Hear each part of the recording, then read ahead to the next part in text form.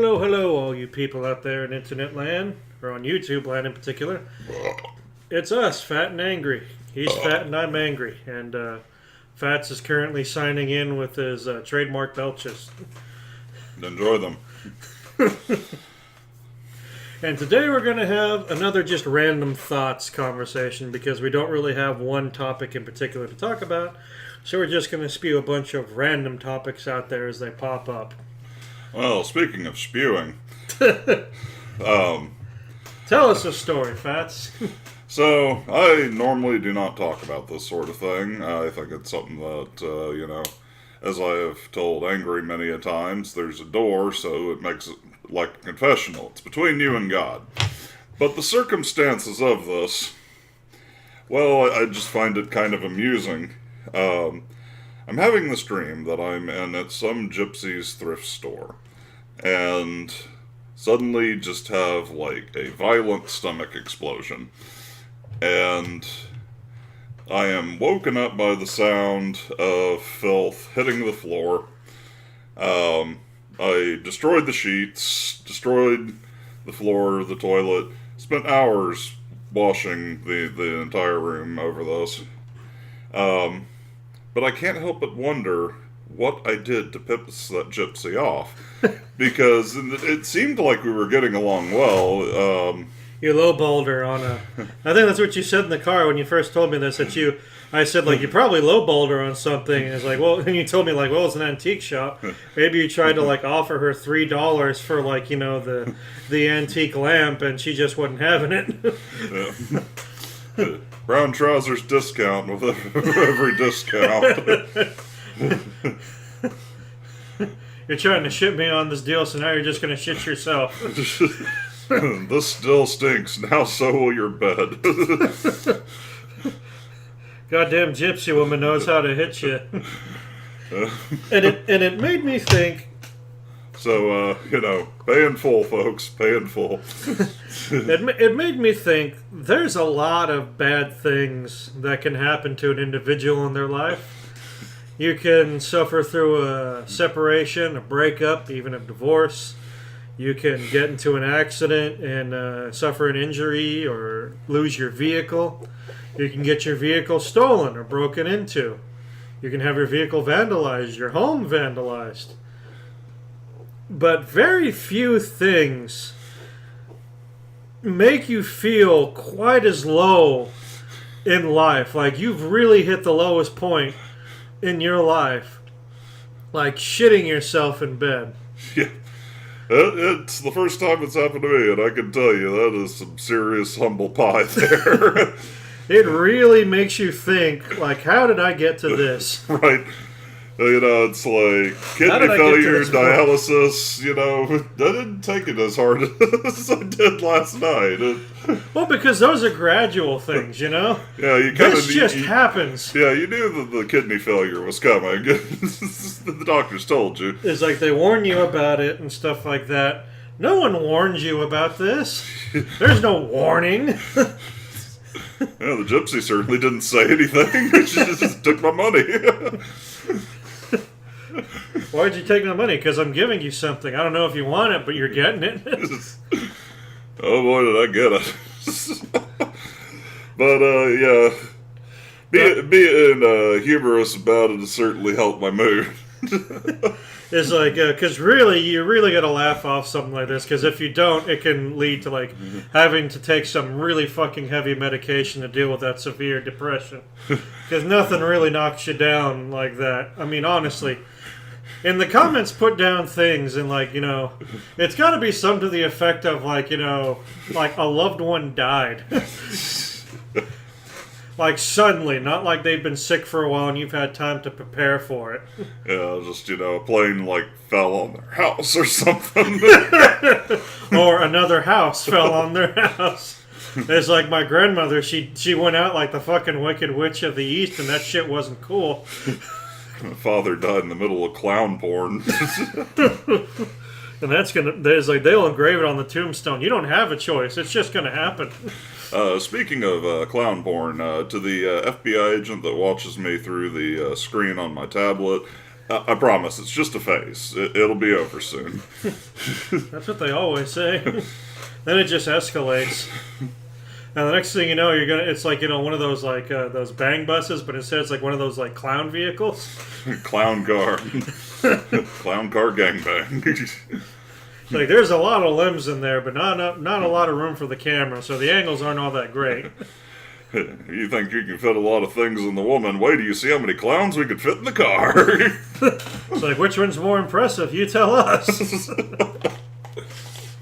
But going back to that, you're not the only one that's had this happen to it. Now I can say, as far as I'm aware, I've never had this happen to me, and for that I am deeply grateful. I know it's like I'm thinking this eventually happens to everyone at like one point in their life. If not in your youth or during your middle ages, it's most likely going to happen like if you live long enough to become an elderly person. Yeah. Because at that point it's inevitable. Like, your body... That's just how it works. Yeah, like your body just stops functioning on like a normal human level.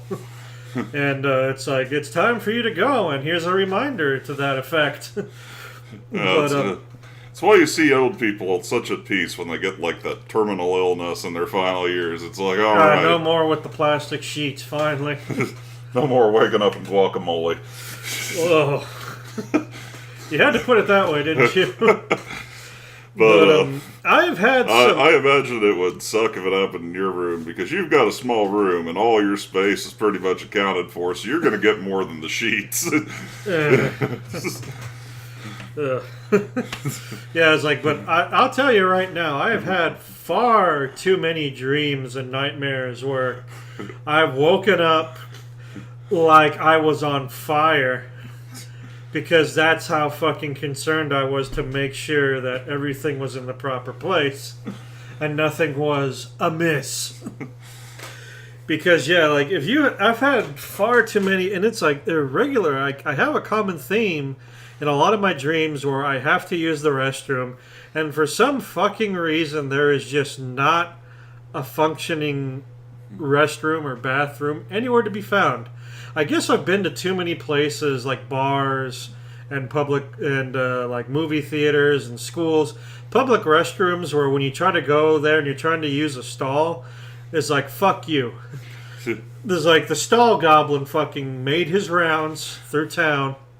He found all the stalls, and for some reason, all the stalls have no doors. A lot of them don't even have the stall walls. Like, someone just fucking came with, like, an industrial screwdriver and just made off with the fucking plywood and particle board stall walls. For what? I don't know. I don't know what you would build with them. You know, that reminds me, there's a Jack in the Box near where I live. And their bathroom, it has, like, one of the urinals right next to one of the sit-down commodes. And there's not a lock on the door. And I'm thinking, what the fuck is this? It's, bad enough that for some reason there's room for two and no privacy, but you can't even secure your darkest moments. It's like, you'll find that in a lot of places that they don't have locks, and a lot of them don't even have doors. Now, I suffer from something that in Japan I've heard is referred to as shy kidneys. Or I can't really take a shit, or even sometimes piss for that matter, if I don't have my privacy. And so there's nothing that quite reminds you of that you're in a public space, like needing to take a shit and there's no door on that stall or no walls on that stall. There is no stall to this stall. Yeah. It's just a bathroom with no lock and a toilet just sitting there out in the open and like 3 urinals.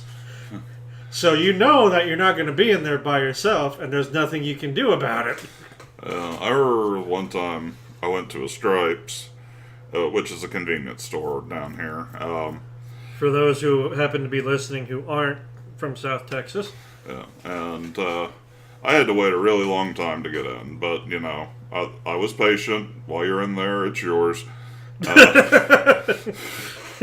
I get in there, and somebody starts knocking at the door, and I said, I'm busy. A few moments later, they start knocking on the door again, tell them busy again. And then they knock a third time, and now I'm irritated because I waited my turn. I did the awkward dance. I did the clinching, and the Kegel exercises. Yeah. So I yell from the toilet to the door, "You want to come in and pull it out yourself?" Do you want to get on your surgical gloves and help me deliver this? And that seemed to give me the privacy I needed. Get out the animal birthing agent. Yeah. Which, to my knowledge, is the slipperiest substance known to man. Or at least as far as Mythbusters would have me believe. Apparently it's more slippery than axle grease and, like, motor oil. Apparently it'll turn broken glass into a slip and slide. But yeah, like the other day I had a dream that I needed to go, and I was in a very large antique style house. You know, like one of those houses where like it looks like it was decorated back in like the 1920s, and no one's bothered to like update any of the furniture or carpeting. Yeah, the wallpaper will hold up. It's like not like it's old, like it's all moldy and stuff, but just like every surface is covered in like a knick-knack or a doily or like one of those creepy porcelain dolls where the eyes follow you. Yeah. And for some reason there was like 4 bathrooms in this large house. And it's all, I wouldn't call it a mansion because it's all one story. It's like a 20-room house, but it's like a single-story house. So this would have to like take up a lot of fucking real estate. And for some reason, none of the bathrooms had walls. Like all of the bathrooms were set with like essentially a 3-foot high wall and like a see-through curtain. Like essentially the kind of curtain you see in like one of those movies where they're having like a sultry dream, where like you can see the naked form of a woman behind it as she's like sitting in bed waiting for her lover. You know, those kind of bullshit curtains. Yeah. It's like, and so and every time I go, like I'm trying to go, like I sit down on the toilet and like suddenly everyone within like a 3-block radius starts walking by and watching me, and I'm like, I can't go. And somehow in this dream I'm finally able to go, and then I wake up and then comes the panic.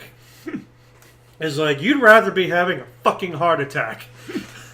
Because you're going to get one from the stress you're feeling. The doctor can fix a heart attack. Once you've soiled your shorts, it's done. Yeah, there's no hope for you at this point. The deed is done. The only thing left is the aftermath. It's like, we couldn't stop this war. Now all that's left is to, like, you know, like is to collect the bodies and to send the sad letters home to the loved ones. So I woke up and I essentially managed for a brief moment to learn the very difficult skill of levitation. As I checked every square inch of my bed and had to run to the bathroom and destroy my eyesight by going from like sheer darkness to like a bright, like a fucking like bathroom light, because my parents recently put like these new big fucking fluorescent bulbs in the bathroom. It was like, there's not enough light in here, so like great, now it's like someone's shining like a fucking examination light on you, and like that just bleaches the fucking like, retina. Yeah.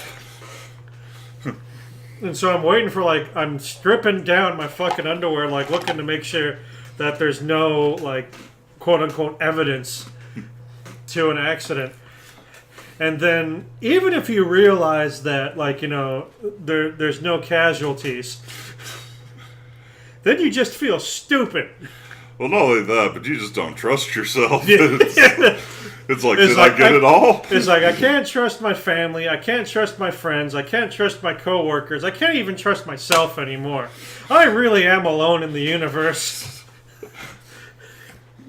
When even when your own fucking brain is out to get you. I thought we were friends, man.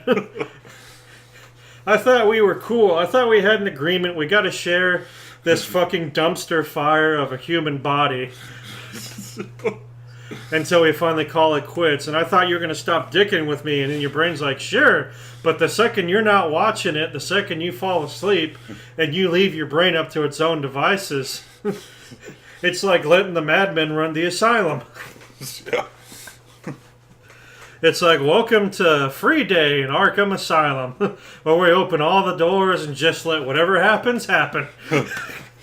Where we put a crate of police paraphernalia in the middle of the room and let all the convicts loose.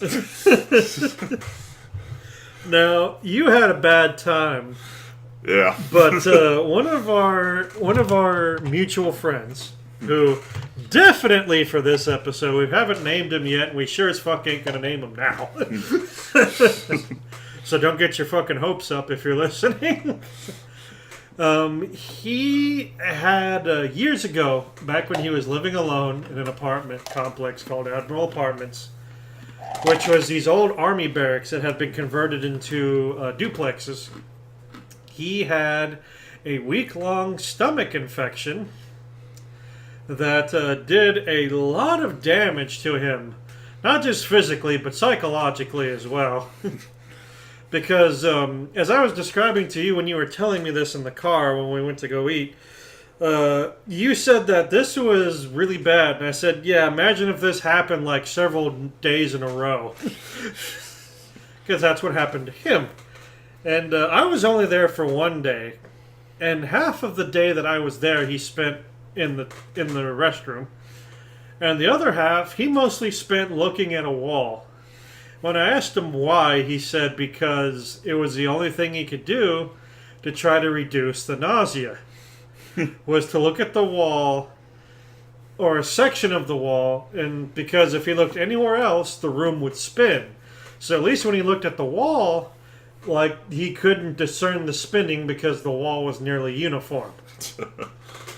Jeez. So while it didn't stop the nausea, it helped reduce it. And apparently he went through a lot of underwear, a lot of clothing, and a lot of sheets. Yeah, I was about to just call those sheets toast. I literally spent all day running them through the wash. Just write them off as like, and hope you can make the money back on your taxes. It's like, have you had any medical expenses? Yes, I had to destroy these sheets and replace them. If you want to fucking argue me on it, I can show you the photo evidence and you will change your attitude very quickly.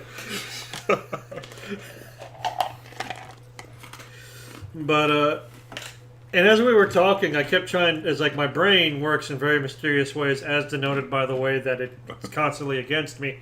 But I couldn't help but think, like, if you hadn't washed those sheets and if you had just kept them someplace, because, like, when you do that to sheets, they never dry. You can leave them out in the fucking Sahara for a year. They're still going to be moist. At the very least, I'm thinking you can use that as like a weapon of last resort against your greatest enemy. And then I thought, man, how much do you got to fucking hate someone? Smallpox blankets had more dignity. At least since it was smallpox, like, you can... He's like, you can die from that. I don't know if this will kill you, but you'll wish it did. You will remember those sturdy sheets. I can just imagine you like above, like on a balcony, like on a second or third story building, dropping these, and the look of horror and regret on the face of your enemy as like it falls towards them, like a fucking like hoodwinker from D&D. In fact, speaking of D&D, what kind of weapon would you classify as that if you had to classify it? Well, I would rule making the attack would be like making an attack with a net. The target would have to make a saving throw versus nausea. And if it would probably stick to them too, so it would make it that much more difficult to get off of them. Yeah, you'd have to make an escape artist check or a strength check to rip through the sheets. And if you failed your saving throw, you would be sickened. You'd also have to make a fortitude save versus infection, because human waste is made of some really gross shit. Great way to spread hepatitis. Hope you like dysentery. Yeah. Man, like, you know you're suffering through some bad shit when you have to look up player's guides to the Oregon Trail to figure out what you need to do to get through this. Well, speaking of weapons, the other day we were in my bedroom trying to do a recording in there, and you were making fun of some of these G.I. Joe vehicles. Now, I've got a set of G.I. Joes that were really important to me as a childhood, well, during my childhood, and I've collected the whole set as an adult. Now, the vehicles weren't so much as important, but two of them in particular... And I've been making comments about that since you got them, like, a couple of years ago. Yeah. It's essentially like somebody took a carnival ride and weaponized it.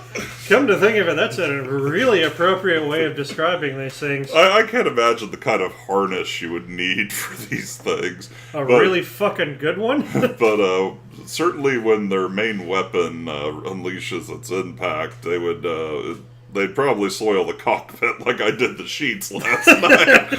Especially, like, if you just pulped someone that just came out of a buffet.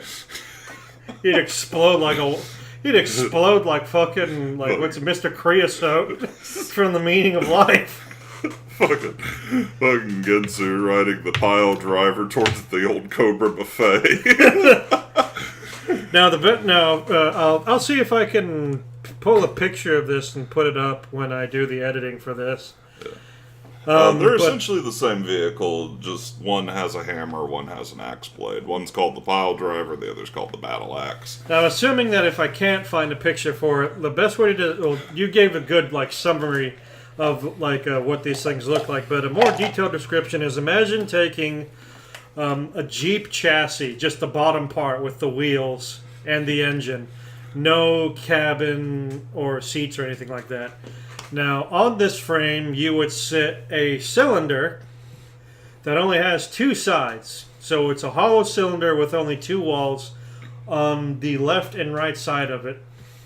The center of this cylinder is where the pilot would be. So essentially, the only parts of you that are protected from enemy fire are a small section to your immediate left and your immediate right, and the mechanism to control it, which would sit right in front of you. And judging from the height of it, it'd be only about stomach or chest high on the action figure. Now, in front of this thing, directly connected to the control mechanism, is a long arm, and at the end of it, on one of it, is like a large weight, like a metal weight. Yeah. And the other one, it's a smaller weight with like a large, like, heavy blade. Yeah, like a pendulum blade. Yeah. So essentially the way these things are supposed to operate is that once they're activated, they would drive forward into a mass of infantry, and the cockpit, the driver, the control mechanism, and the arm would spin to win.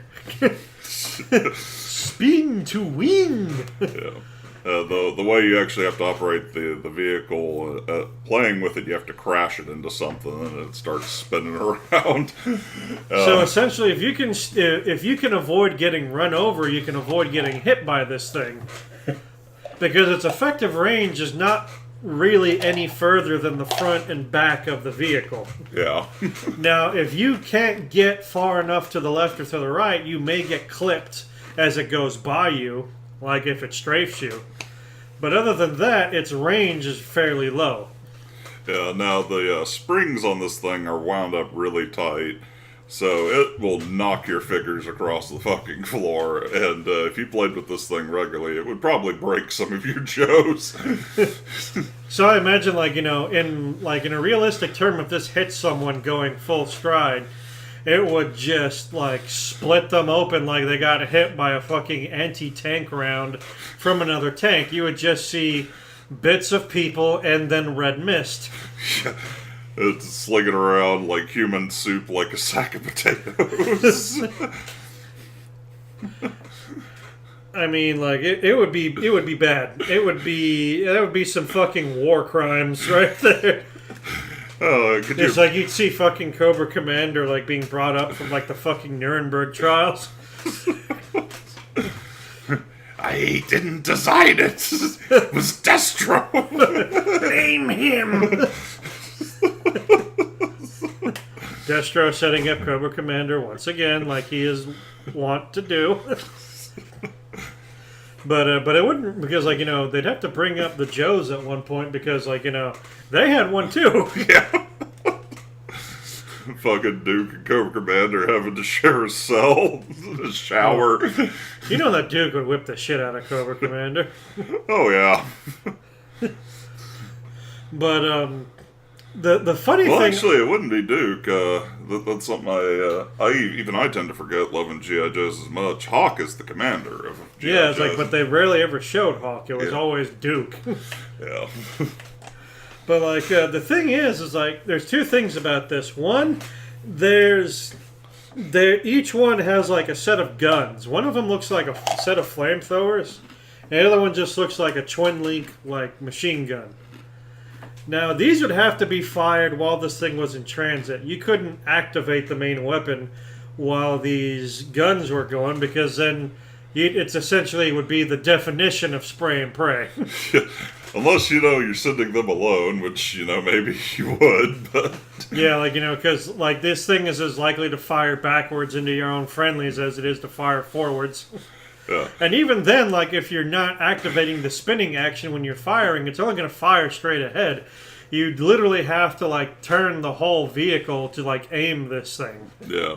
Could you imagine the kind of pilot training you would need for this damn thing? I imagine it would be like astronaut training where they put the astronaut in that device that just spins the them. Centrifuge. Well, not the centrifuge, because the centrifuge just makes you go around in a circle. It's to simulate increasing Gs.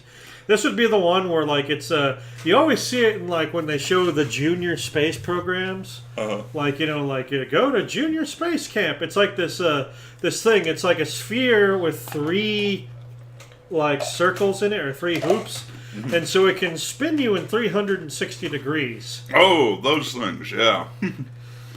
And so it would be more like that, because it's not so much simulating G-forces being applied from one direction. It would be centrifugal force. It would be like someone trying to pull all your blood to your left and to your right. Yeah. And another thing that makes these super funny is their ninja weapons. Stealth. Fuck stealth. It'd be stealthy if you brought out in fucking artillery barrage. Leave no evidence. Yeah, that thing's gonna leave a lot of fucking evidence. You'll never be able to clean all the evidence. The Dreadnought Rampager was more subtle than this thing. It's the second thing I noticed is not only is the driver highly exposed to enemy fire, but it's like I said before, while this thing's working, you're spinning. So if you don't pass the fuck out, you're still having to drive and aim this thing while you're spinning 360 degrees rotation. Yeah. So not only are you going to get dizzy and nauseous as hell, you're more likely to hit them with your spraying vomit than you are to hit them with the main weapon. But imagine having to steer a vehicle left and right while you have no bearing on which direction you're facing at any given moment.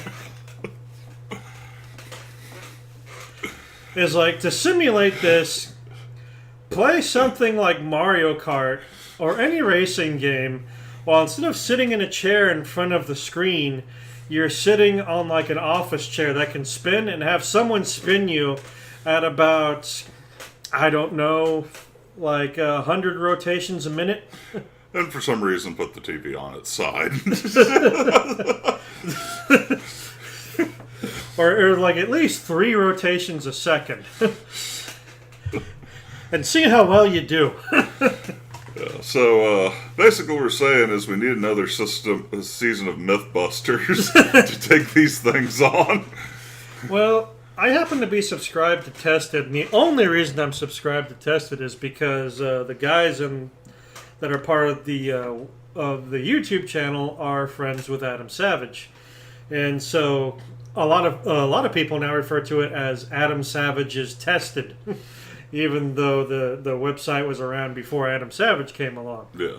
But he's got a good friendship with like two of the main guys that are attached to the website, and so but like I'm only there for him because he's a lot more entertaining to listen to and to watch than any of the other members of the YouTube channel. Sorry, Tustin. It's true. Yeah, like if they got rid of Adam Savage, I would unsubscribe to that shit in a heartbeat. But he recently was talking about they're doing filming for like a young Mythbusters TV show, where it's kind of like a kiddie version of Mythbusters with like young kids acting as the testers. And of course, it means that the tests are not going to be as dangerous or explosive. Yeah, which kind of sucks. But that was what made Mythbusters fun, was they blowing shit up all the time. Well, it's just that the show had gone on for like what 12, 15 years, and like that's no excuse. They still let Simpsons on.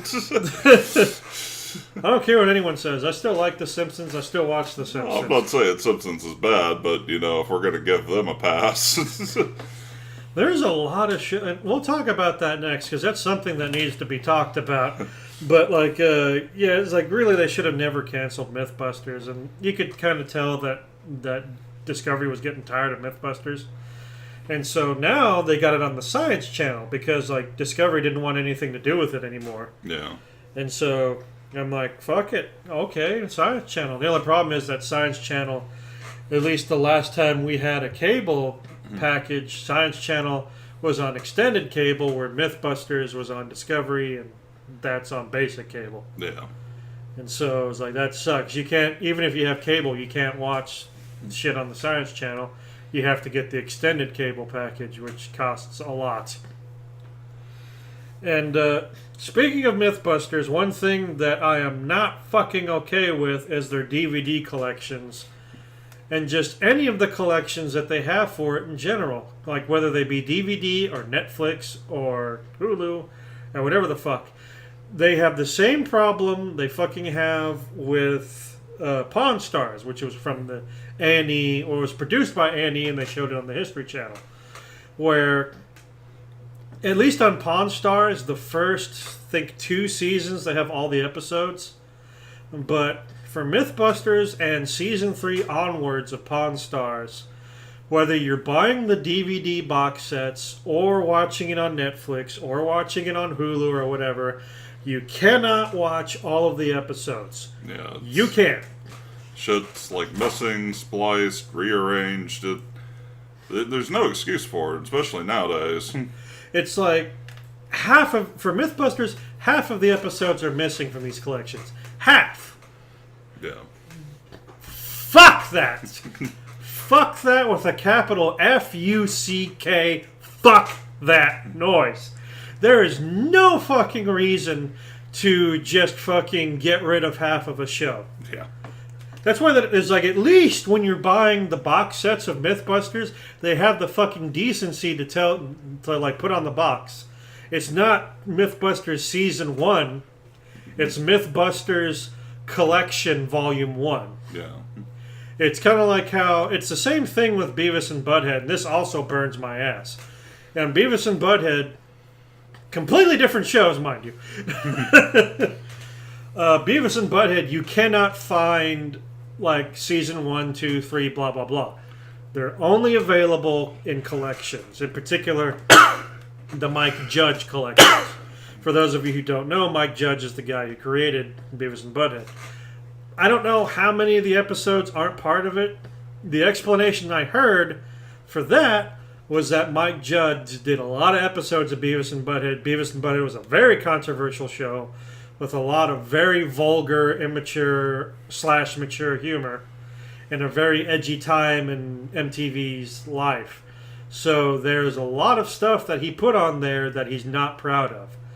I can understand that, but I still don't agree with it. If I want to see all the episodes of Beavis and Butthead, including the truly, pushing the limit, off the wall, bad taste episodes, so fucking be it. Yeah, if it really bothers you that much, just put a little commentation in front of it that, you regret this episode or something to that effect.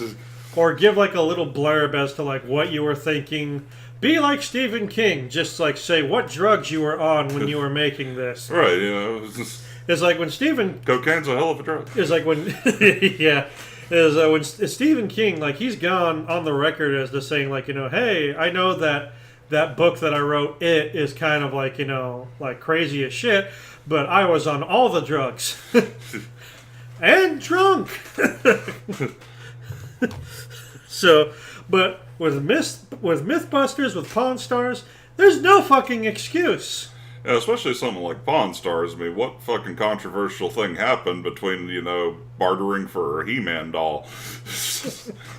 The only thing I can think of in that is that there was some people that, like, publicly went out and was decrying Pawn Stars because either they went in there and they were made to look stupid in the editing, or they were made out to look like a bad guy in the editing. And that's not how it went down, but like it was edited that way. I suppose that there might be like some fair grounds to that if there was like a legal issue, but it's like, yeah, because like the thing is they put your name and your faces all over the episode, so yeah. It's like, you know, people are going to spot you on the street. Hey, it's that fucking asshole from Pawn Stars. Let's throw a rock at him. Because he thought he could get, like, you know, like $100,000 for like a fucking Pez dispenser collection. Nobody likes Pez anymore, you dumbasses. Hey, let's take his wallet, figure out where he lives, and destroy all his Pez dispensers. But stuff like that, yeah, but like... wonder how much Pawn Stars would give me for my pile driver and battle axe vehicles. Probably not. Because like it's like the one thing that people don't understand about Pawn Stars is not how rare something is, but what the demand is. Yeah. Yeah, it's like it can be the rarest thing in the world. It can be a one-of-a-kind item. Yeah. I actually remember an episode where somebody had a production level. It's the only known production level Boba Fett with spring and firing missile that was originally for the Kellogg's giveaway. Ooh. And he wanted like $125,000 for it, and they weren't going to touch it. It's like, now granted, if the word got out that you had this, you could probably sell it pretty easily. Well, actually, he did put it on eBay, and nobody would offer him that much money for it. Well, that like $100,000, yeah, like over $100,000 for that is like asking a lot. That's insane for an action figure. Yeah, even if it's a one-of-a-kind item, but like, you know, it's like people pay a lot of fucking money for that shit. I mean, it's like. The Eltingville Club comic like did like a whole bit on it, and then when they did the pilot for the TV show Welcome to Eltingville, that was like the climax of the episode. Yeah, it was like an original Kenner like Boba Fett like still in the box. Now, like I actually bought those vehicles in box, and they were $80 in box, and that's kind of the high end for those particular vehicles. Now, I've seen them, like, slabbed, which I think is stupid. I don't see how that adds to the value for putting them in a plastic case, but whatever. Those went for $300. And nobody bids on those. But the Ninja Force wasn't a popular set. There's basically, unless they meant something to you when they were new, collectors just don't want them. Yeah, I guess so on that. Well, the main reason why is in order for the Ninja Force G.I. Joes, they have what they call their ninja action feature, and basically like one of their arms or their legs will be spring loaded so they can do like an uppercut or a kick or something like that. The Kung Fu Grip. Yeah. This limited their articulation, and it made the torsos bulkier on the figures. So when you compare it to a normal G.I. Joe of that era, they look larger and kind of out of proportion. And you can't pose them as well as you can the other figures. Because even though they have like the same kind of joints, when you move the arm away, it's going to spring. And then they put these little pegs in the waist to actually keep their waist from moving. Because unlike normal G.I. Joes, they don't have a screw in their back. So you can't take them apart and replace the O-ring if it snaps. So they limited the waist movement, so you were less likely to break that O-ring. Yeah.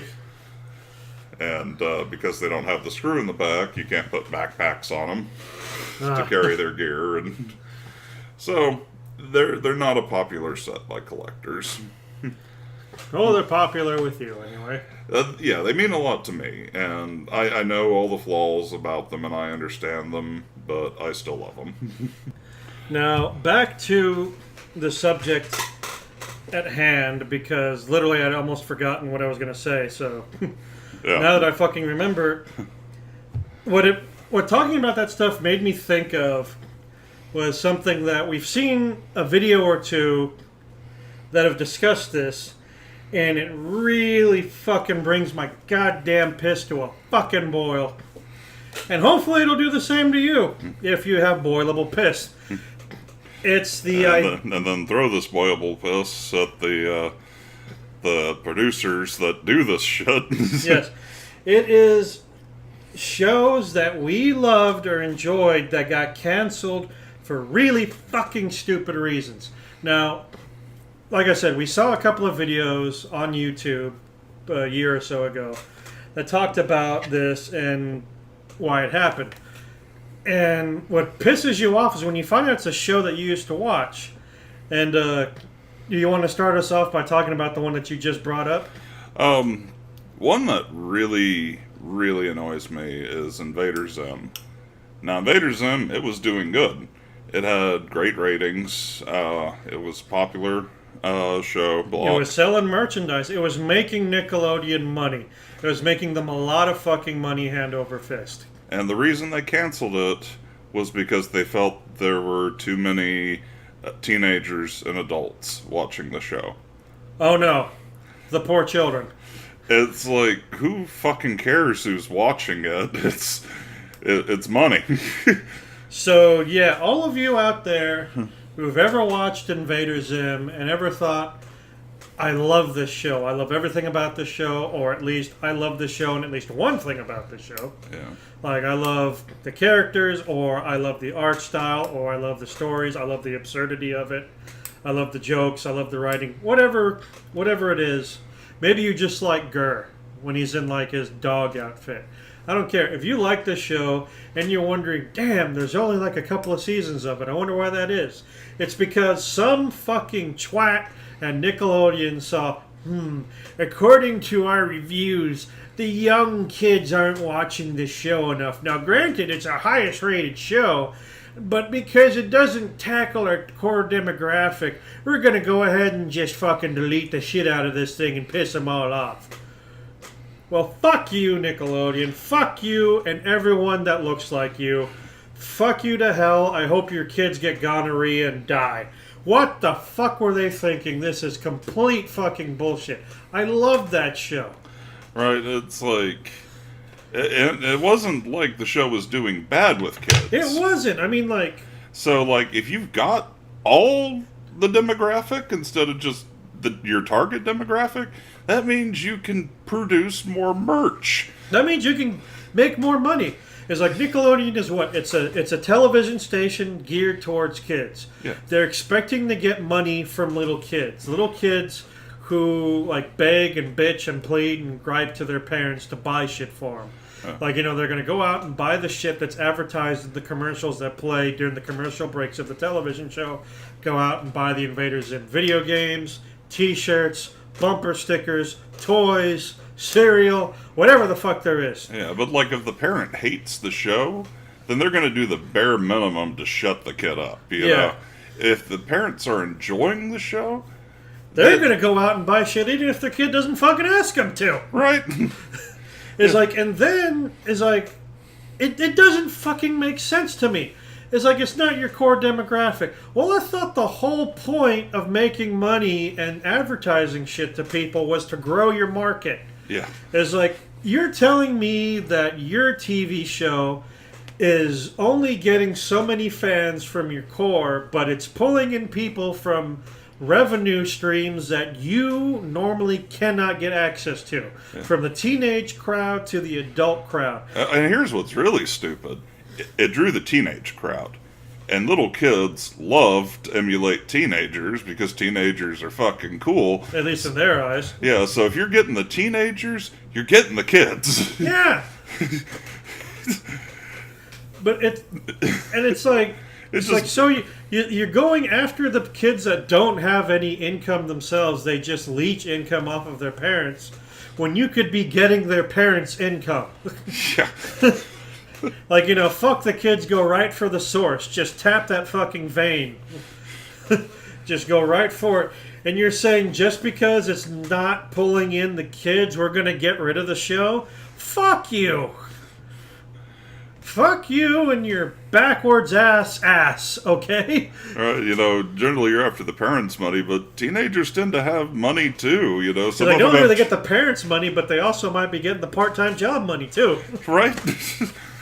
It's like, I was going to get myself a car so I could get myself a date, but shit, I want some Invaders in pants. The goth girls will love that. Fuck yeah. And fuck, get that goth girl money while you're at it, too. Damn right. Get some Invaders in Valentine shit. They'll fucking eat that up. But yeah, they got rid of that show because of that. It's like, that's fucking stupid.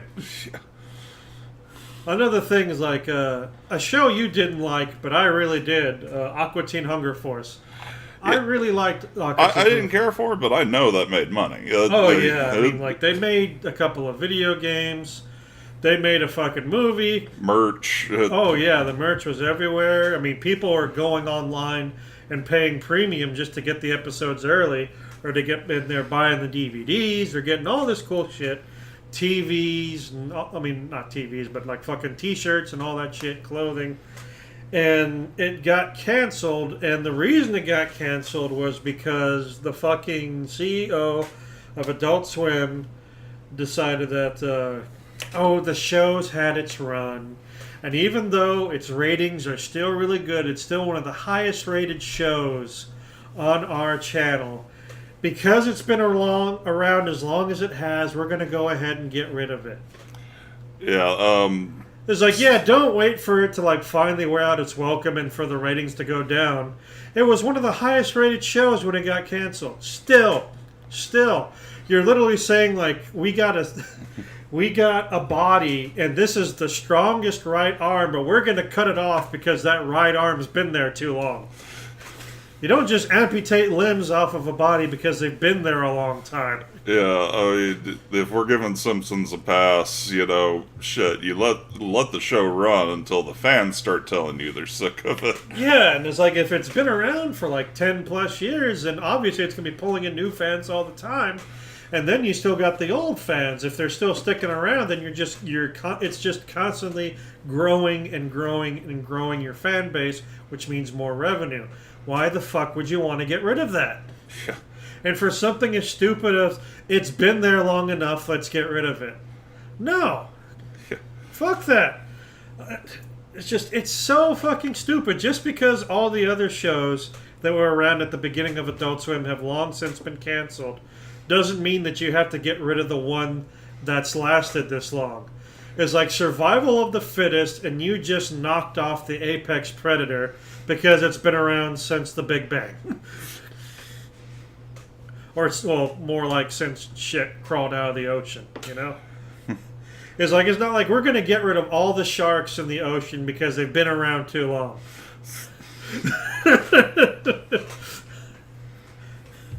They're going to fuck up the whole ecosystem that way. Yeah. It's like, and there's a lot of shows that have gone that way. Shit. There was a couple of shows, I can't remember all of them, but there have been quite a few shows that they got rid of because they were around so long. King of the Hill. King of the Hill was one of them. That's another one by Mike Judge. The same guy that did Beavis and Butthead did King of the Hill, which, of course, by then it was a lot more mature. Yeah. It's like, you can't really compare Beavis and Butthead to King of the Hill, writing-wise. I've always wanted to see a crossover, though, just to see how Hank Hill would, Oh, God, he would probably... I don't know if he would... He's not as stupid as Mr. Anderson, and he's not as nearsighted. That's what they say the reason... Actually, Mike Judge explained it in, one interview. He said apparently And or at least he didn't even have to explain it because a lot of longtime fans realize this, that the Hank Hill character that kind of looked like Hank Hill and that had the same Hank Hill voice in Beavis and Butthead was a character by the name of Mr. Anderson. It wasn't Hank Hill because Mr. Anderson was like a lot older. Yeah. He always claimed that he was a veteran of 3 foreign wars. He was in World War II, the Korean War, and Vietnam. Yeah. He served in all 3 of those conflicts. But he had really bad eyesight, and so whenever he saw Beavis and Butthead, when they showed it from his perspective, all he saw were 2 vaguely humanoid blurs. And so whenever they would do stuff like steal his tractor or kill his dog or something crazy like that, and he would call the police, he would always describe them as being 2 odd boys that looked like they were Korean. I don't know why he thought they were Korean, but apparently his sight was so bad that they just looked Korean to him. So, but the thing is, well, it doesn't really tell you outright, Beavis and Butthead takes place in Texas. Yeah. Which is where Mike Judge is from, or at least that's where he spent the majority of his time. It's like one of the reasons that he doesn't like a lot of the policies of the West Coast is because someone that grows up in Texas and you go to some place like California, a lot of the times you're not going to do well there. It's just a completely different beast. Yeah, I've actually visited California, and it was the northern part of California, which wasn't too bad, but whenever we would have to go to the southern part of California, just the manners are completely different. I'm not going to say that they're bad, but from the perspective of where I've grown, it's different. But yeah, so like, that's one of the reasons that Mike Judd came up with that one show, The Good Family, because he doesn't exactly like get along with that type of lifestyle. That also explains a lot of the episodes of King of the Hill, because one of the main themes of King of the Hill, it kind of ran on that template of God, what's the name of that show with Archie Bunker? All in the Family?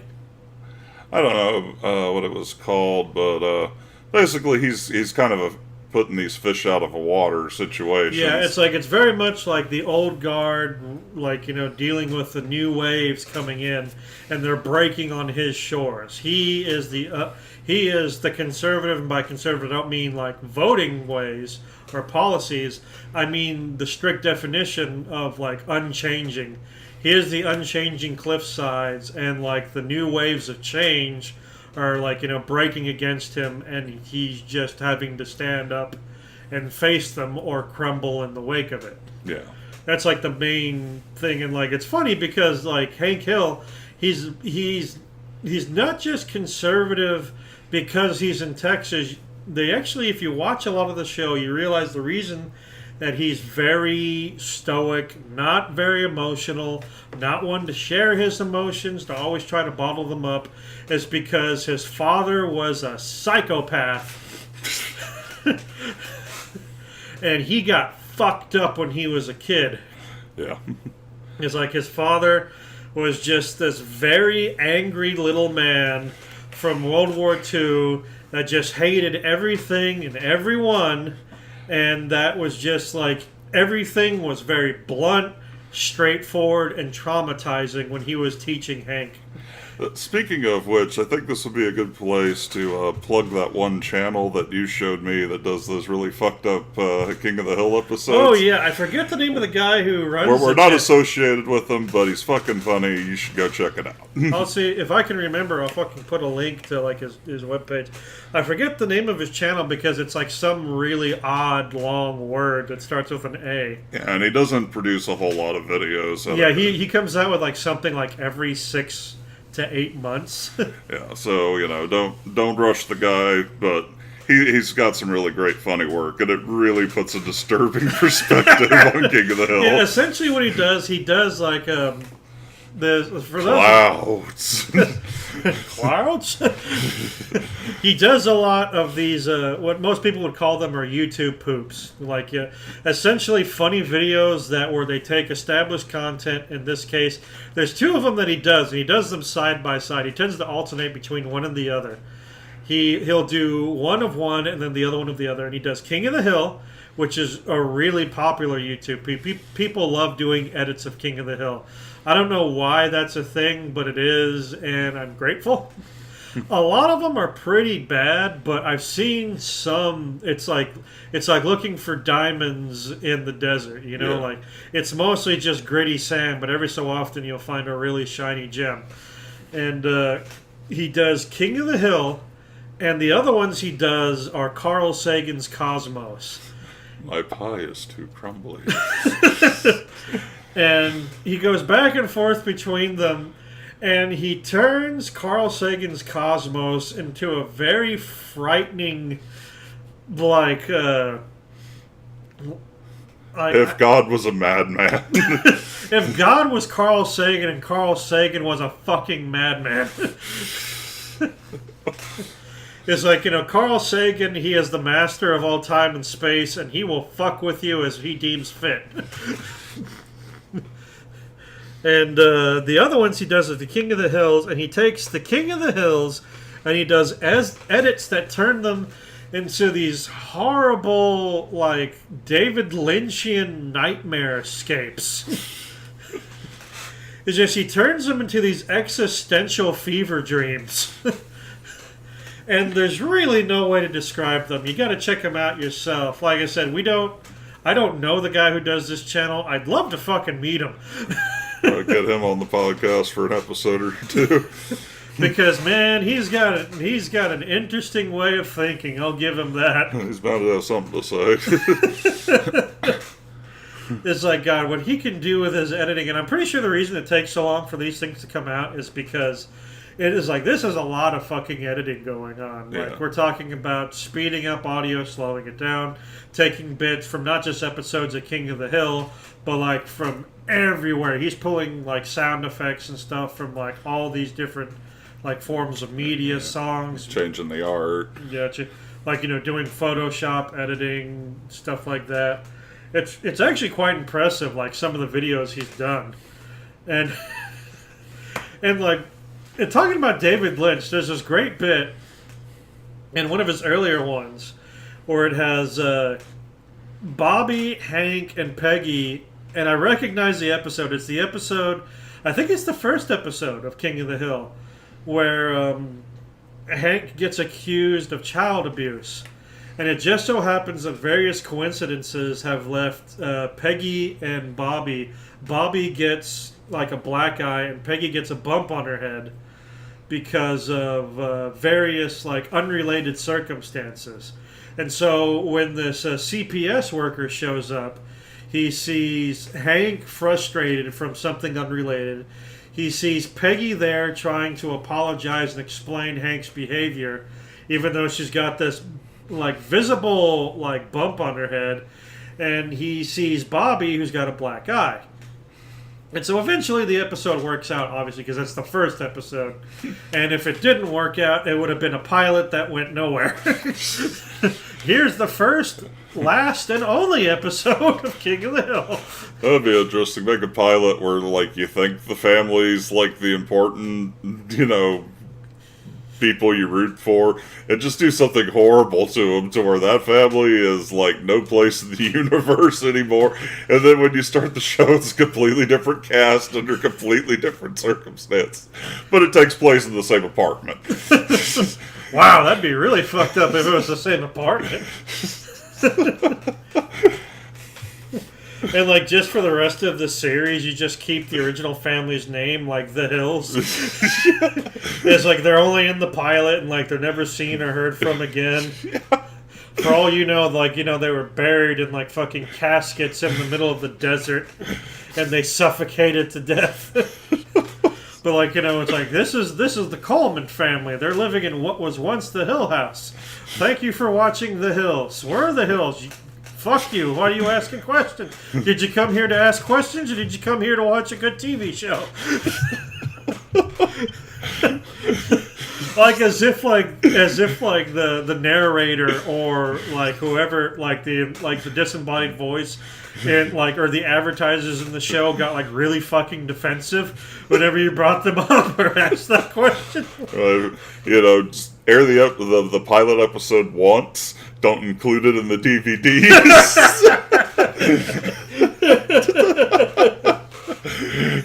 You missed that shit. You never knew who the Hills were. It could be like, like what happened at the end in the fucking Sopranos TV show. It's just all left up to audience interpretation. Yeah, and always keep like the initial opening, with the original family and cast. Don't even show the new family.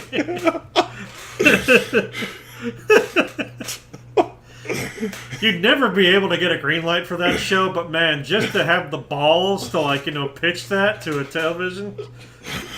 And imagine if you did that, but you actually did get the green light, and you'd be like, oh shit, we didn't plan this far ahead. We didn't think anyone would call us out on this bluff.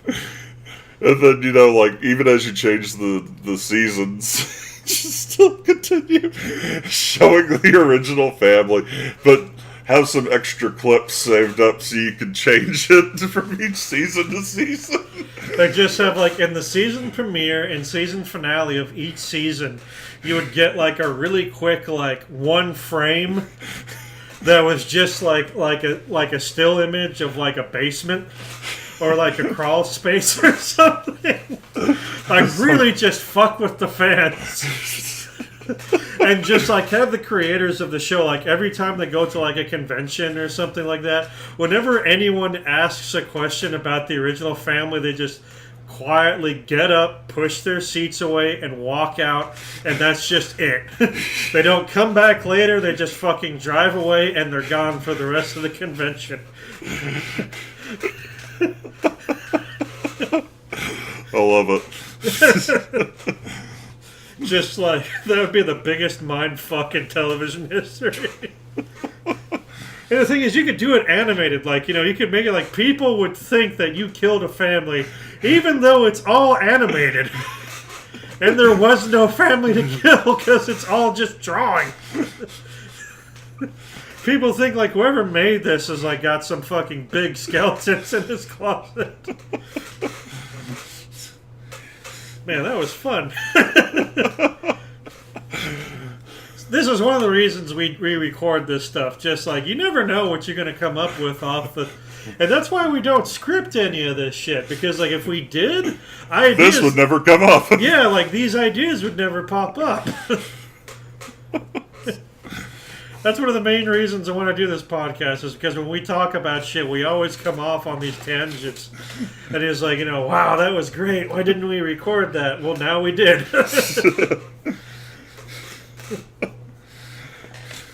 Let's see what else. Well, we're about an hour in. Did you want to stop here, or did you want to keep going? Really, there's only been one other thing on my mind lately. Well, go for it. Mortal Kombat 11's recently been announced. Oh, yeah. They did a quasi-character leak. And, it's Mortal Kombat, and it looks fun, and I'm going to buy it regardless. I am a little worried about the cast size. No matter how small it is, they're doing it because they're going to come up with the DLC characters later. I'm hoping they have enough DLC to bring the cast to at least 40 characters, because right now it's only 25, and that seems really small. Yeah, when you're trying to balance in fan favorites, returning characters that are plot relevant, and then, new characters on top of that, 25's not much to juggle with. So... Well, I mean, how they did it with, the last one, where, they had, a lot of characters that were DLC characters that were in the plot. Yeah. And even characters that weren't DLC characters, they had Baraka in the plot, or at least, Terkatan Warriors. Yeah, Baraka was in the plot, and you could fight him, you just couldn't play as him unless you had a PC hack. But, you could have, there's, half of the fucking cast can just be plot characters that will be unplayable in the plot, but, they'll slowly trickle them out as DLC. I certainly hope so. It's just... It's been kind of irking on me, but, we'll see. As long as we get Melina, then I'm good, but... Now... I saw a video a couple of days ago. I have to reference, I forgot to date this thing. It is currently the 3rd of February 2019. And for the past few weeks, on the internet, I've been seeing a shitload of memes having to do with Shaggy. Where the hell did that came from, and why won't it end now? Essentially, someone like photoshopped, or actually, no, it wasn't even a Photoshop. It was someone did original artwork of Shaggy with the Super Saiyan getup. Like they did him up with like the blue hair of Super Saiyan God, Super Saiyan Goku, like the blue hair. Yeah. And then they even did him as as far as I know, Dragon Ball Z Super or Dragon Ball Super is over. They finished the series. Yeah. And it's like an in-between series that takes place between Dragon Ball Z and Dragon Ball GT, or it's supposed to just happen after Dragon Ball Z and just ignore the events of Dragon Ball GT. One way or the other, I don't know exactly because I didn't get to watch it. Yeah, there's actually people like being stupid on the internet and saying Shaggy needs to be in Mortal Kombat 11. Well, I'm getting to that. But someone did some original artwork where they did, because the last form that Goku had was called Ultra Instinct. Yeah. I don't know how that's supposed to be stronger than like Super Saiyan level 4, Super Saiyan God, in Super Saiyan level blah blah blah blah blah. But supposedly, like, Ultra Instinct is Goku's most powerful form, and he uses this form to beat the final boss in Super.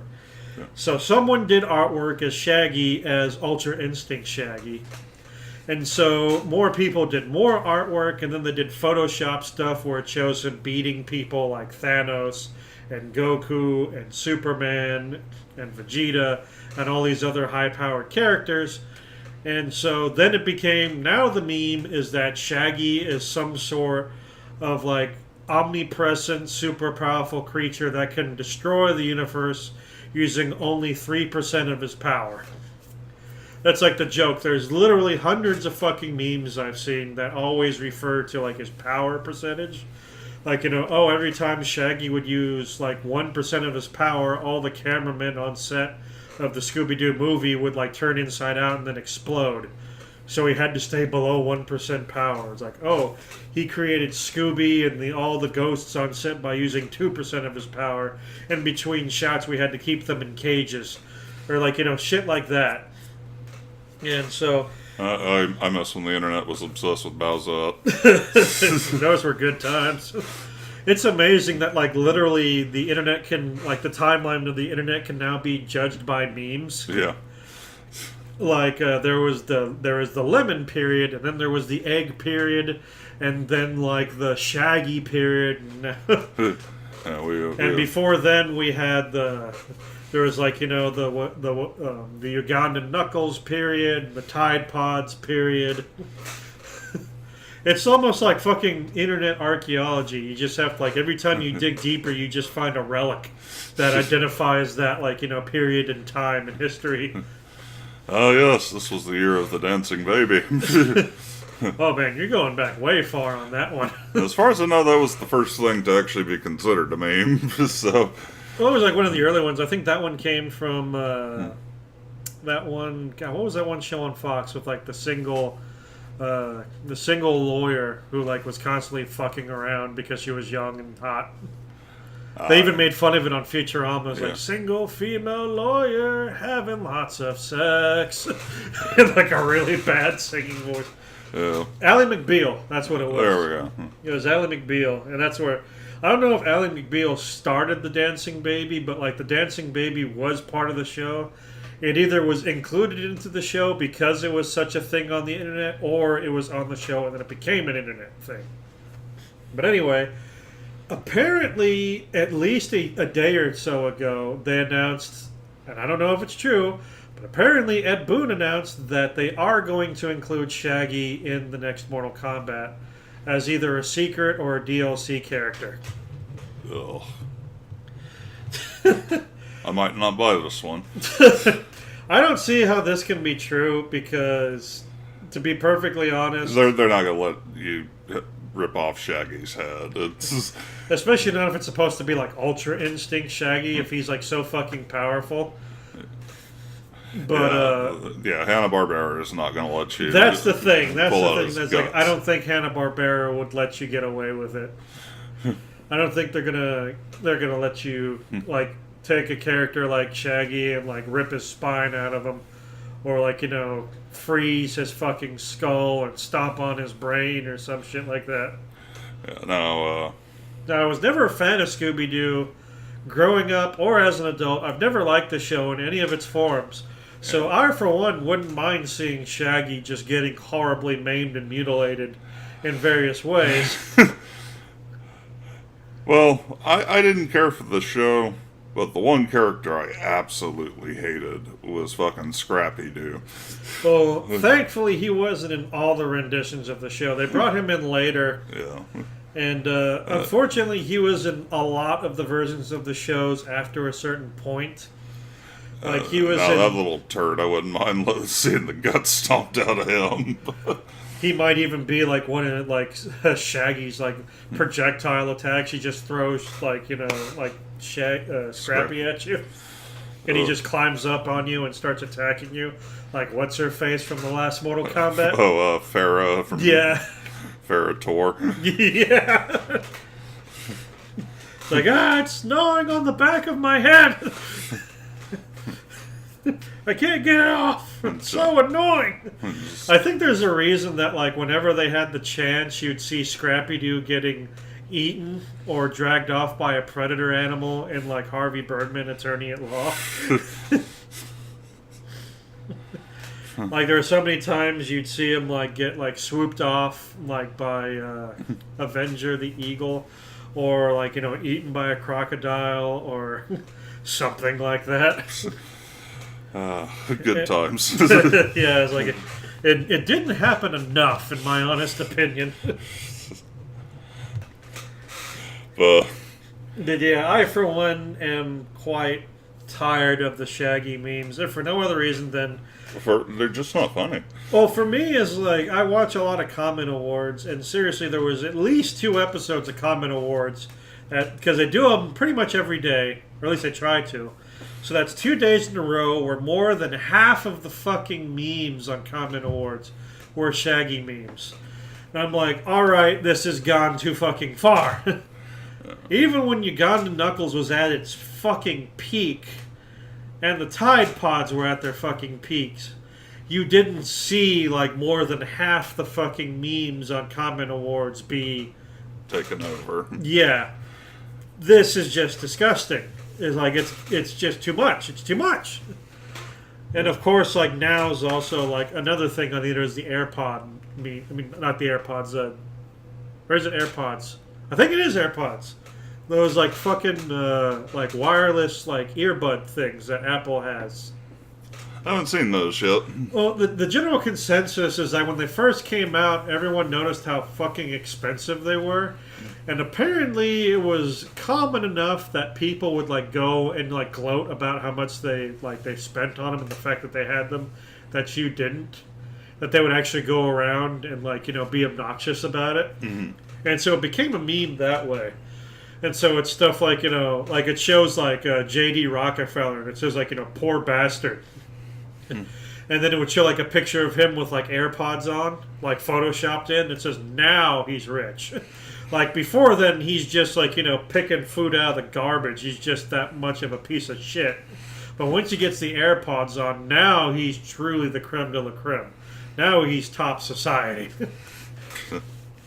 And so and then there's also like the big meme right now is like, oh no, Spider-Man, look out, Thanos is behind you. Oh no, he can't hear us because he's got his AirPods on. And it's like, they've done that with fucking everything. Look out, Titanic, there's an iceberg there. Oh no, the Titanic can't hear us because it has AirPods in. It's like you can only do that so many times. Yeah. Like once. It's like the ones that they're making fun of, like, people gloating about it. I do kind of find that funny because making fun of people gloating is like you're taking the piss out of it. Yeah. But like something as basic as like he can't hear us because he's got like ear pods in. It's kind of stupid. Yeah. I do kind of like this one meme where it says like, here's a life hack for your AirPods. Attach cords to them so you don't have to keep recharging them. Or it's like, here's a life hack for all you AirPod users. Like, use a cord so that you don't have to worry about dropping your phone and having it, like, crack on the ground.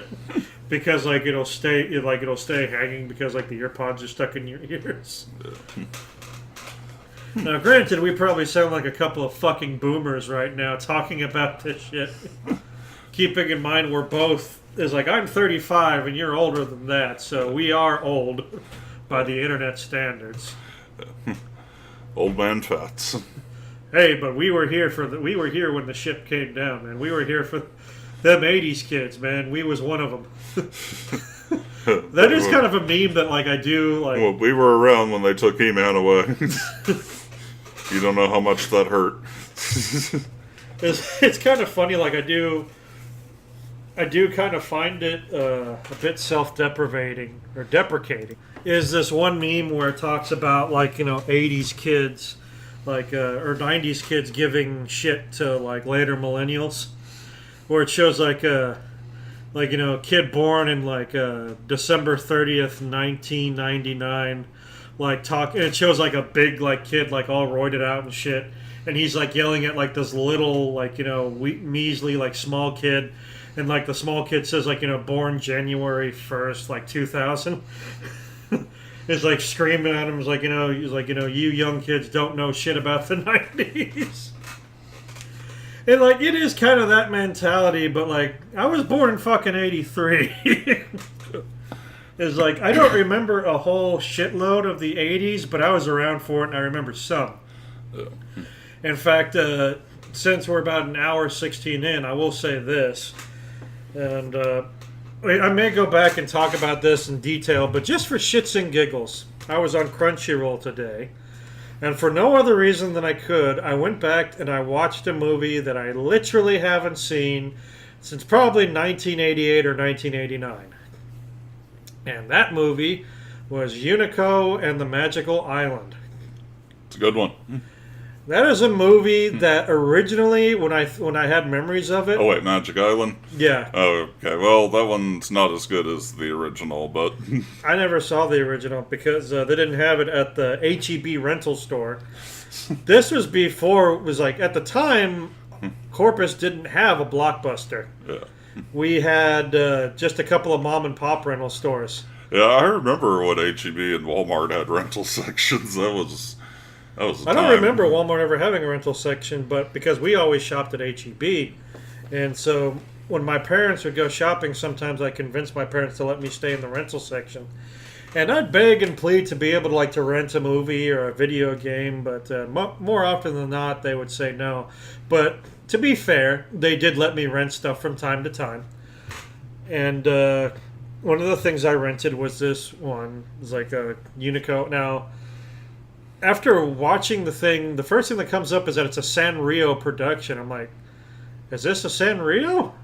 Is Unico like a Sanrio property? It's not like fucking Hello Kitty. I'm not too sure whose property it is. It's apparently a Sumatic. I know in the first one, when they're introducing Katie the Magical Cat, like they show the Hello Kitty in the background of the little music section they do with her. So now, it was a Sanrio production that they actually had the money for, but according to the thing, it says created by Osamu Tezuka, which, for those of you who don't know, Osamu Tezuka is what most people consider the grandfather of all anime and manga.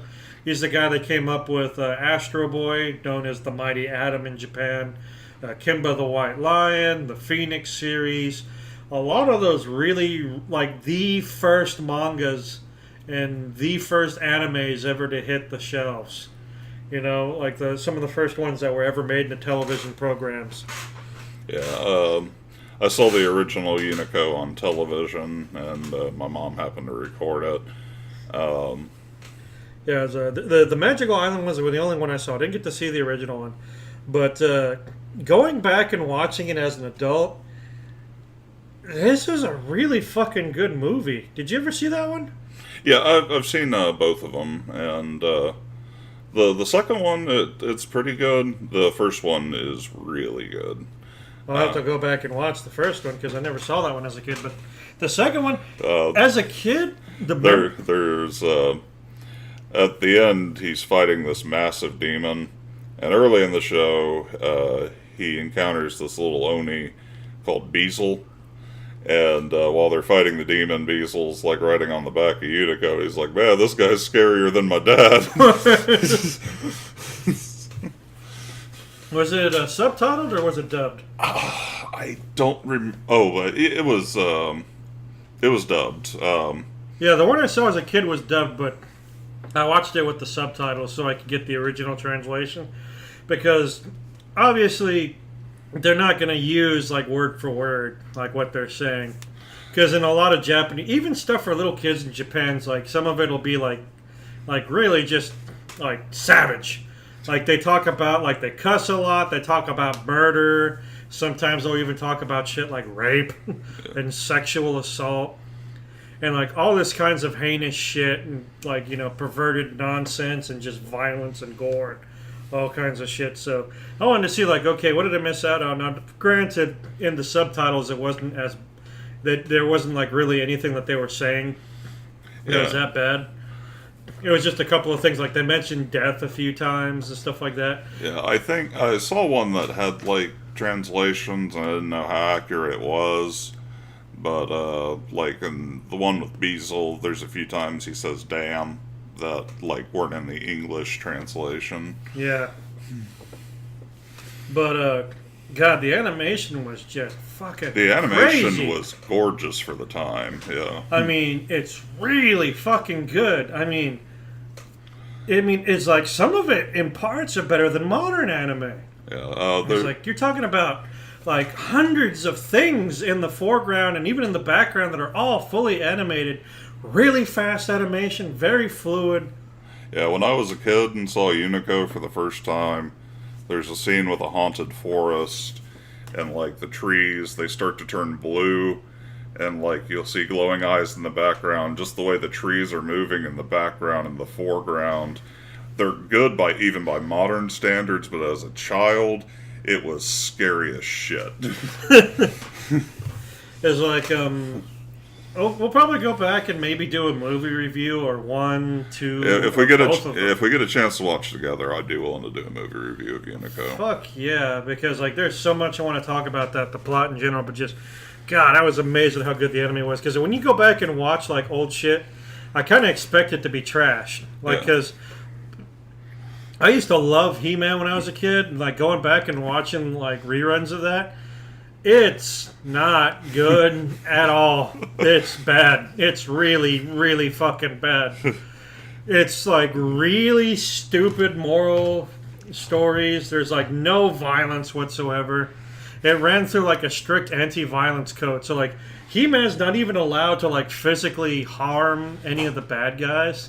It's like you'll see him throw something at them in the foreground, and like it'll bounce off of something, and then like Skeletor will be like, "You won this time, He-Man." It's like, motherfucker didn't even come within like 10 feet of you, and you're bitching out already. What a pussy! What I think is funny to this day is if you actually watch like the She-Ra episodes, the first 3 actually have He-Man in it. Because he's got to get the sword of power to her so she can remember who she is and also take on the form of She-Ra. It is actually more violent than the He-Man shows. Her horse gets killed, and because of her powers, thanks to the sword, she's able to resurrect him, but he fucking dies. He gets shot with a lightning bolt from this cannon. It might be because crashes to the ground and dies. It might be because that wasn't the first 3 episodes. That was a movie broken up into 3 episodes. And in a lot of the animated movies, they tend to make them a lot more violent and mature than the actual TV shows themselves. It's like G.I. Joe. In G.I. Joe, no one ever dies. No one ever gets shot. As much as they shoot at each other, they never actually hit anybody. I think that's one of the reasons they brought the bats, the battle so they could android troopers, is so that they could actually have them hit something. But in the G.I. Joe movie, like, Yeah. you see people get fucking murdered. Yeah, there's a couple characters that actually got erased from the toy line because of that show. I mean, like, you see Duke get... Was it Duke or... Yeah, Duke, he's like protecting Duke gets, like, Falcon, and he gets, like, fucking stabbed with, like, a snake javelin. Yeah. That, like, tears through him, and you see blood pouring out of his mouth. Yeah, originally he was supposed to die. But at the end of it, they bitch out, and they say, like, at the very end, someone jumps into the room. Hey, everyone, Duke's gonna be okay. Yay! Roll credits. It's like, oh, yeah, that wasn't added in the fucking 11th hour. Yeah, well, it was in the response to Optimus Prime dying. They realized that they couldn't just kill off Duke. But yeah, he was supposed to die there. But like, it's like not just that, but like you actually see like several Cobra soldiers get killed. At like one point when they're invading the Cobra base, you can see in the background like a couple of laser blasts go through a wall, and then you see like a Cobra trooper slam up against the same wall with like blood coming out of various bullet wounds, and then he slumps to the ground lifeless. And you realize what happened was that the Joes shot their lasers through this guy, through the wall behind him, and from the force of being shot, he flew into the same wall and then just landed in a fucking heap. Well, here's something I think is funny. Originally, they wanted the G.I. Joe movie to have an R rating, and they were told that the only way they could do this was they either had to up the violence or include female nudity. Both? So they initially opted for female nudity, and there was going to be a scene, and the scene still partially exists, but they put a bikini on her. After Zatanna invades the Joe compound as she's leaving, she takes off the dress she's using and tosses it aside to jump into a lake. Originally, she was going to be naked, and they were going to show her topless. But at the last minute, they decided they didn't need the R rating that bad and put a bikini on her.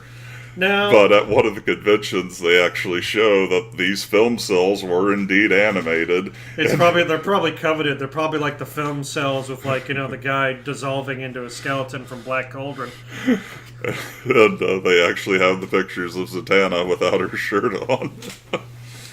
Now, for those of you who are listening to this that are younger than us and wondering what the fuck, you gotta put this into perspective. The 80s were a crazy ass fucking time. If you get a chance, fuck the Michael Bay movie. See the original Transformers, the movie. A lot of fucking Transformers just get fucking murdered. Not killed, fucking murdered. Yeah, and in the TV show, they barely ever show them get injured. Well, actually, in the TV show, they get injured quite a bit, but they're robots, so you see them get dragged back to base and then they get worked on. And they'll get shot, but you don't typically see body damage. I remember there's one episode where one guy's got like oil leaking out of his arm, but you rarely see like broken glass or parts missing. Well, no, it's just like, they probably because that was too much to animate, and like, so like generally you'll see them like the Autobots will go back and like Ratchet or Perceptor will be like, like putting like a torch or like, an electric welder to them and like slowly putting them back together. Whereas for some reasons you don't see the Decepticons getting repaired. They're just assumed that like they're not going to heal each other. They're just going to like fucking like patch themselves up in their spare time. Because like, fuck you, teamwork. Yeah, but from the TV show, you compare like the violence in that one to the movie, it becomes body horror. Oh yeah, like especially like in the the first fucking 5 minutes of it, you see like Megatron and his Decepticons do a raid on like a supply ship, and with like fucking like pumping like hair metal. You just see him fucking straight up murder like a couple of the Autobots. You see Jazz fucking get it. You see, I think like Sideswipe gets fucking shot. I think it's Sideswipe where like it shows him actually get burned from the inside out. No, I think that was Prowl. Yeah, whoever it was. It was like Jazz, Prowl, Sideswipe, and then Ironhide gets shot, but he like crawls up to Megatron's like ankle and he says, "No, you can't." And what's the line he gives? Like pointless heroics. I forget, but yeah, he's like insulting him for being heroic and then blasts his fucking head off point blank with his disruption cannon. Or I think it's called the D cannon. It's like that fucking big. Yeah. When he's in robot form, the scope that makes up like the Derringer custom that he transforms into. It's a giant fucking arm cannon. Yeah, it's like his. It's like that big fucking like thump gun that he's got because it makes like a thumping noise whenever he fires it. Yeah, but like one of them, you basically see his inside start glowing red and smoke start coming out of his mouth. It's like he's got an electrical fire going on in his inside and just burning him inside out. Yeah, if you've ever seen fucking battle bots, you know, like when the lithium batteries go, that's basically what's happening to this guy. Yeah, it's pretty harsh. And also, like, it doesn't happen with all the Autobots, but like, at least the Autobots in this shot, and then with Optimus Prime later on in the movie. Like when they get killed, like they go from like colored to like a black and white color scheme. Yeah, like just the color melts out of them. Like I said, it happens to Jazz, Prowl, Sideswipe. You don't see it happen to Ironhide because like he's just off screen when he gets his fucking brain blown out of his skull. And you see it happen to Optimus Prime later on in the movie. But that makes me wonder because you do see like what I'm led to assume is like the corpses of Ratchet and